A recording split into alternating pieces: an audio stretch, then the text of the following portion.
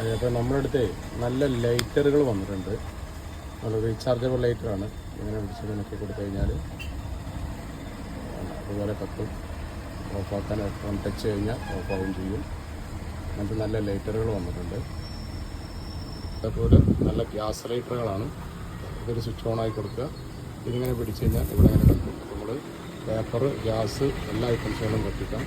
അതുപോലെ എല്ലാ മൊബൈലിൻ്റെ ചാർജറുകൾ, കേബിളുകൾ, മറ്റുള്ള ചാർജറുകൾ, എക്സ്റ്റൻഷൻ കോഡുകൾ, ബാറ്ററി, എല്ലാ ഐറ്റംസുകളും അവിടുത്തെ ഷോപ്പുണ്ട്. ഒരുവിധം എല്ലാ ഐറ്റംസുകളും ഉണ്ട് കേട്ടോ.